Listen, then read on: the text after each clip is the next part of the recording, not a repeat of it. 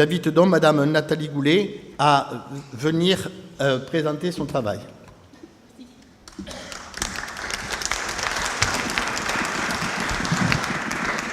Merci beaucoup, mesdames, messieurs. Je suis très contente d'être là. Je suis la seule de mon espèce avec ma collègue de la Knesset. Et la radicalisation va plus vite que le législateur. La radicalisation a pris le législateur de court.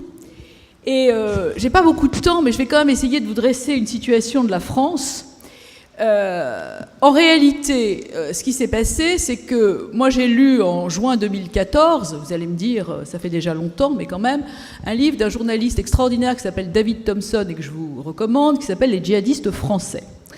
Et lorsqu'on a vu le parcours de ces jeunes Français qui allaient se battre en Irak, en Syrie, je me suis dit qu'on n'avait pas les outils juridiques pour faire face à cette menace. Et donc j'ai demandé une commission d'enquête. On était en juin 2014, on était donc 6 mois avant Charlie. Voilà. Et donc on a commencé à travailler au Sénat avant Charlie. Qu'est-ce qui s'est passé ? Il s'est passé que l'été a été meurtrier avec toutes les décapitations que vous avez vues et que vous connaissez. Notre compatriote Gourdel qui s'est fait assassiner en Algérie. Bref, le débat s'est enflammé autour de cette radicalisation et des jeunes Français de plus en plus nombreux qui se radicalisaient, et notamment des gens qui se convertissent, parce qu'aujourd'hui, on est à plus de 13 000 jeunes Français en voie de radicalisation, dont 40% sont convertis. Et on sait très bien, vous et moi, que la conversion, c'est un sujet extrêmement important. C'est une rupture qui est plus qu'une rupture sociétale. La conversion, c'est quand même renier son père, renier sa mère. C'est fort de se convertir pour aller combattre. Donc voilà la situation. Ça veut dire que le gouvernement français a fait, comme il fait souvent, mais là, il a fait avec ce qu'il avait. La Miviludes, qui est la mission contre les sectes, il a fait avec le comité de prévention de la radicalisation, le comité de prévention de la délinquance, auquel on a rajouté la radicalisation, comme si en rajoutant un mot, on allait régler le problème. C'est pas du tout ce qui s'est passé. Et puis, on a utilisé le milieu associatif. Ça veut dire que 2 ans après, on a un tableau de la lutte contre la radicalisation qui est en fait un tableau complètement éparpillé. On a une espèce d'armée mexicaine, on n'a pas de programme, on n'a pas une unité de travail et on n'a pas d'évaluation. C'est-à-dire qu'on est absolument incapable, comme on n'a pas un programme. Si vous voulez, les associations qui prennent en charge les jeunes qui se radicalisent sont dans chaque région française. Bon. Elles ont chacune leur programme, chacune leur composition. Parfois, il y a des psychiatres, parfois, il n'y en a pas. Parfois, il y a des imams, des rabbins et des prêtres, parfois, il n'y en a pas.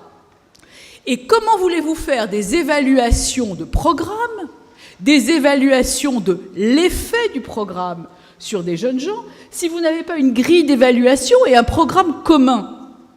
Donc je vais déposer une proposition de loi pour essayer d'améliorer les choses, mais pour l'instant ça n'avance pas.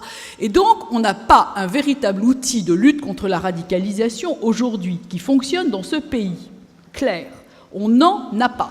On a des expériences, celle de Bordeaux, je vous la recommande, ça s'appelle le Capri, ça fonctionne très bien. On a des villes et des départements et des collectivités qui s'organisent, mais tout ça est sur un mode artisanal et n'a rien à voir avec une lutte organisée contre la radicalisation, puisque quand j'ai commencé en juin 2014 à travailler sur le sujet, il y avait 2000 jeunes gens et jeunes femmes en voie de radicalisation.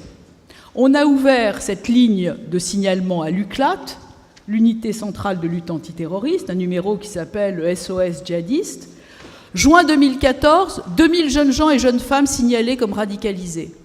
Janvier 2017, 13 600. Vous allez me dire, ça ne marche pas. Et non, ça ne marche pas. Donc tous les conseils sont les bienvenus. Le premier mot en la matière, c'est la modestie. C'est la modestie. Parce que si quelqu'un a une solution ici, je vous en prie, prenez la parole. Parce que nous, on n'en a pas. On n'en a pas parce que le problème qui se pose est un problème de rupture du lien citoyen chez nous.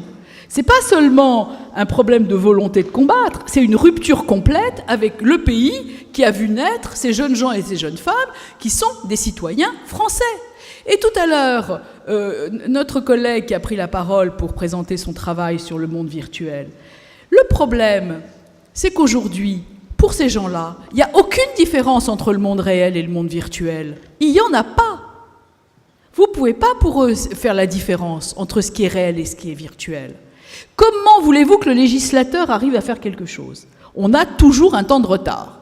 Alors évidemment, on a pris des mesures sur une loi sur le renseignement, on a renforcé un certain nombre de choses, mais la rupture du lien citoyen, on ne va pas le récupérer comme ça.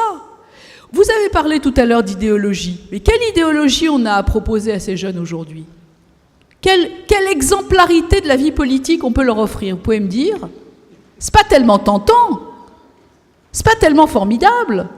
Comment voulez-vous qu'aujourd'hui on leur redonne la foi dans la... Non, mais c'est la situation. Comment vous voulez qu'on leur redonne aujourd'hui l'envie d'être citoyen de ce pays?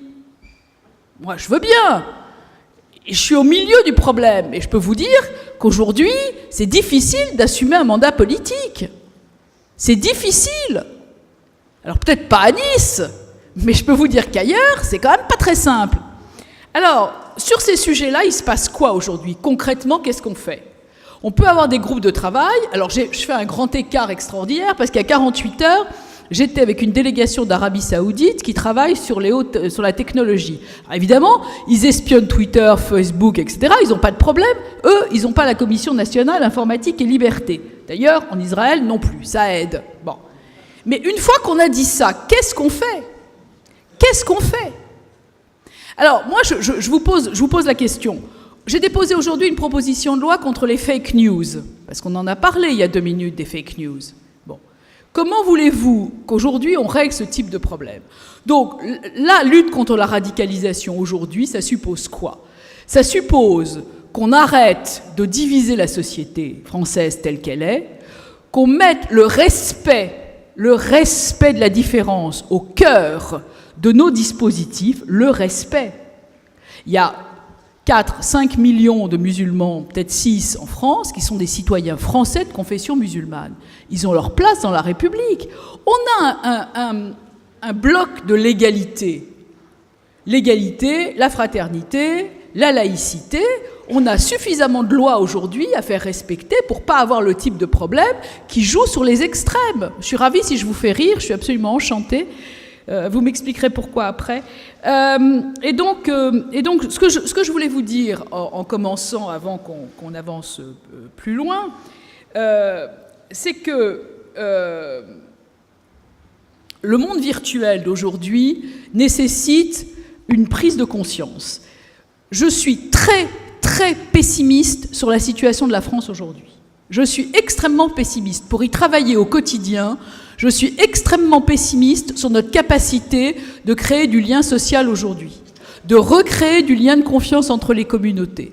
On est dans un pays totalement écorché, et je pèse mes mots, Ça, c'est la première chose. La seconde, c'est que vis-à-vis du monde virtuel, et Madame Alava, qui a parlé tout à l'heure, a plusieurs reprises cité un certain nombre de choses. Je crois qu'aujourd'hui, les fournisseurs d'accès Internet ont bien compris leur rôle de vecteur de catastrophe. Bon, la radicalisation, elle ne se fait pas dans les mosquées, c'est déjà trop tard. La radicalisation, elle se fait en dehors des mosquées. Il faut bien le comprendre, ça. Bon. Tant qu'on n'aura pas en France un islam organisé. Moi, vous savez, j'ai fait une étude sur l'islam, j'ai une mission d'information. Mon temps va être bouffé dans 2 minutes, c'est ça? D'accord. Une mission d'information sur l'islam. Je vous la résume en 3 points. Je suis allée voir un certain nombre de responsables à l'étranger. On m'a dit, vous avez combien de musulmans en France? 4, 5, 6. Vous avez pas... Ben non, on n'a pas le droit de faire de statistiques ethniques. Ah bon? Bah. Combien vous avez de mosquées? 2300, 2400, 2500. Ah bon, vous savez pas combien vous avez de mosquées? Ben non, parce qu'il y a des salles de prière dans les caves, parce qu'il y en a ici, il y en a là, parce qu'on sait pas qui que quoi. Ah bon? Et qui vous forme les imams? Ah ben alors ça, on sait pas du tout. Et ce grand responsable aux Émirats m'a dit, alors on va tout reprendre à zéro, il faut avoir un islam de France avec des imams formés en France. Et moi, je peux vous dire qu'aujourd'hui, tant qu'on aura 314 imams qui viennent d'Algérie, de Maroc et de Turquie, le Golfe, c'est totalement subsidiaire.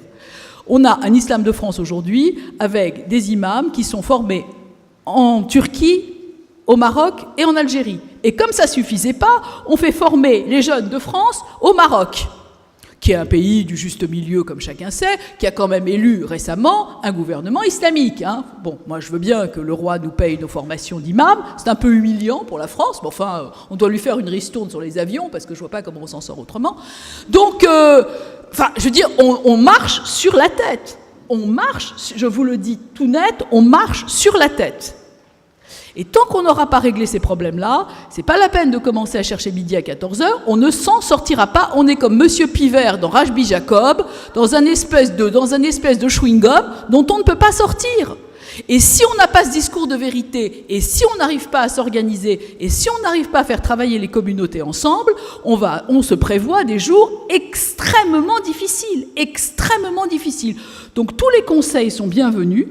La vidéosurveillance, les caméras par-ci, etc. Oui, d'accord, mais de toute façon, la CNIL interdit de croiser les fichiers.